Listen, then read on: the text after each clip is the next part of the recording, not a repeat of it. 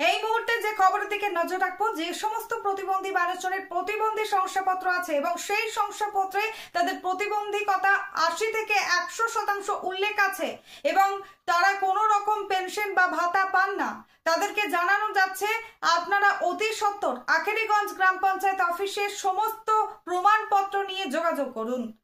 প্রমাণপত্র লাগবে: 1 নম্বর প্রতিবন্ধী শংসাপত্রের জেরক্স, 2 নম্বর ব্যাংকের পাসবইয়ের জেরক্স, 3 নম্বর আধার কার্ডের জেরক্স, 4 নম্বর যদি ভোটার কার্ড থাকে তাহলে জেরক্স, 5 নম্বর রেশন কার্ডের জেরক্স, 6 নম্বর মোবাইল নম্বর।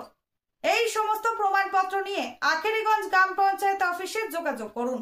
এরই প্রচার চলছে আখেরিগঞ্জ এলাকায় আখেরিগঞ্জ গ্রাম পঞ্চায়েতের উদ্যোগে। এছাড়াও আপনারা যে যেখান থেকে এই ভিডিওটি দেখছেন, ভিডিওটি লাইক করবেন, শেয়ার করবেন এবং সাবস্ক্রাইব করবেন এবং এটি মানুষজনের কাছে পৌঁছে দেবেন, যাতে তারাও এই তথ্যটি জেনে তাদের যে গুরুত্বপূর্ণ দরকারি কাজ সেটি মেটাতে পারে। এছাড়াও আপনারা যে যেখান থেকে এই ভিডিওটি দেখছেন, নিজ নিজ গ্রাম পঞ্চায়েতে যোগাযোগ করে আপনাদের প্রতিবন্ধী ভাতার জন্য আবেদন করুন। এই ভিডিওটি যারা দেখছেন চ্যানেলটি লাইক করবেন, শেয়ার করবেন এবং সাবস্ক্রাইব করবেন। ভিডিওটি সকলকে দেখার সুযোগ করে দেবেন, যাতে তারা তাদের সমস্যা মেটাতে পারে।